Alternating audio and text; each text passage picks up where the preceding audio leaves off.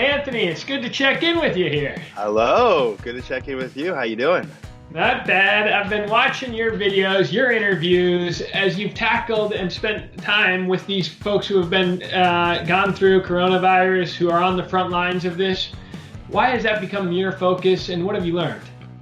Yeah, my interview series that I've been doing has been, highlighting people who are either part of misrepresented groups or just people who are just generally misunderstood. And I feel like, obviously this pandemic is going to change many, many things. And I feel like this is a great opportunity to let people ask questions through me. And learn about either, what the effects of having coronavirus has done to these people who have survived coronavirus, first responders, people working on the front lines, essential workers. I feel like I've learned how real this is, the gravity of this. It's so much more heavy than I feel like many of us have given ourselves the chance to really take in. I feel like, not many of us have really allowed ourselves to realize how big this is. It is extraordinary. And obviously, usually you do these interviews in studio. Now you're really having these remote conversations all over the country. And in terms of the people you've interviewed recently, whose story has stuck out to you? I just recently interviewed a flight attendant, and that video is not out yet, but the pandemic has really affected people working in the airline industry. And I mean, this person who actually chose to keep their identity a secret because, obviously you can't really say some of the things that are happening in the world without some kind of repercussion. I guess that's kind of what the vibe I'm getting. But, this person has been heavily affected. They've had friends and family who have caught coronavirus, some coworkers who have even passed away from coronavirus. So it's really, really intense. And with your YouTube series, I Spent a Day With, and kind of more broadly, you give people a chance to share their ideas and kind of get into their headspace in all sorts of different walks of life. Again, talk about that format and why you've leaned into the interview format. At first, all my content that I used to do was all heavily focused around comedy. And at first, I started doing these interviews a couple years ago with comedy as the main focus. But as I was doing more and more of them, I realized that it was a really great opportunity for me to get to know people. And I also realized that the people watching my content started saying things like, I feel like I thought that I wasn't a very judgmental person until I started watching your videos, and I realized how much judgment I held toward different types of people. So in seeing comments like that, I realized that this was actually a really great opportunity for people to learn about people. And I feel like there would be so much less judgment and prejudice and hate in the world if people just took the time to ask some questions and get to know people. And sometimes the people you're interviewing are pretty outlandish, from flat earthers to multiple personality disorders, but at the same time riveting to see how their minds work. Yeah. I feel like there are many different types of people out there that we would never give a second chance to, let us know why they think the way that they do. And I feel like a lot of the conflicts in the world really come out of misunderstanding. Yeah, and I mean, I think also, what is your general approach? Obviously, with your years at Smosh, you figured out YouTube earlier than anyone else. You had this great sense of humor. And how do you think about kind of the future of media during this time and your own passion and direction that you want to take it?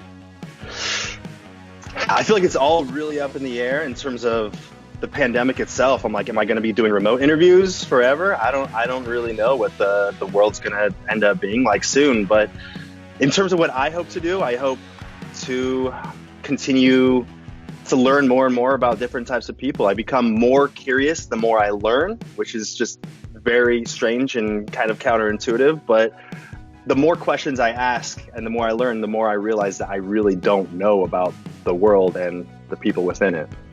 And how do you figure out who you want to book, whose story you want to tell? Is that from your own reading, from just looking and seeing what kind of weird worlds are out there on the web?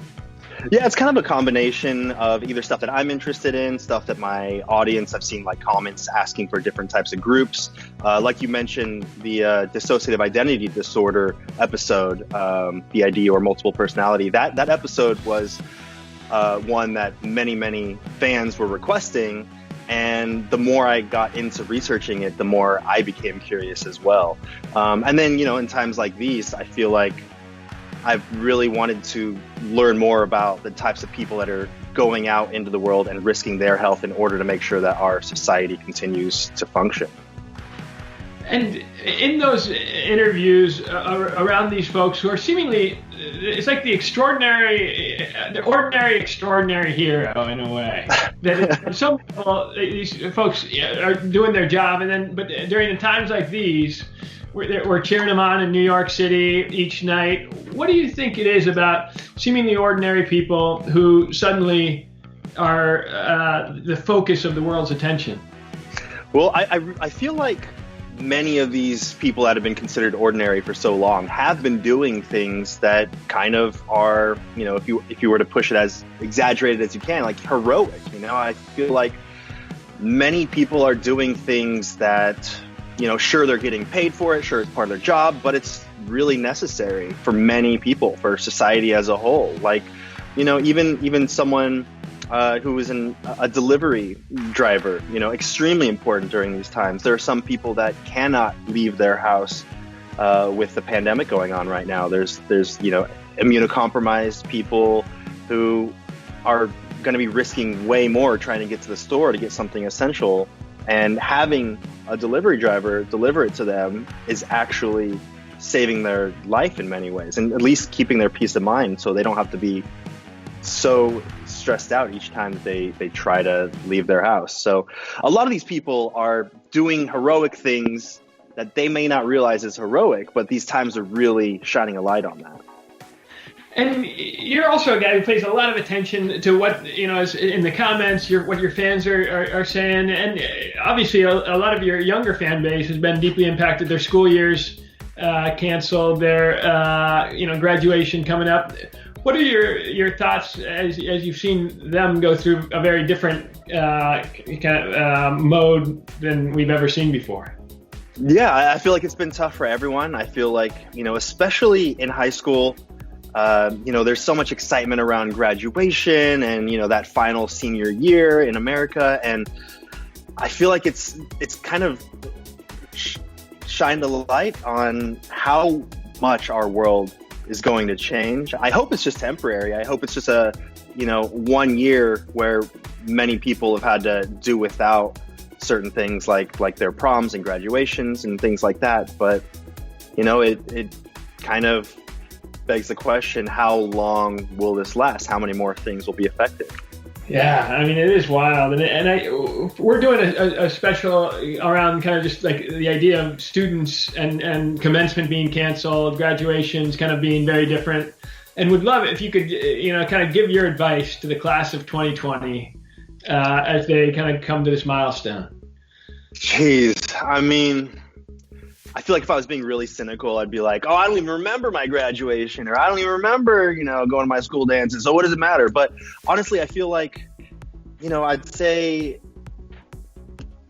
try to keep your head up through all this and, do what you can to remember that all of us, everyone in the world is going through something right now. And most people are giving up something just to continue functioning in these times. And, I'm really sorry that you're giving up so many great things, like you said, commencement speeches or, graduations or proms. But, we're all going through this together. So I think the more positive we could stay through all this, the more that we could encourage one another and support each other, be empathetic, the more that we can get through this and come out of the other side stronger. You've now interviewed people from all different walks of life, different mindsets.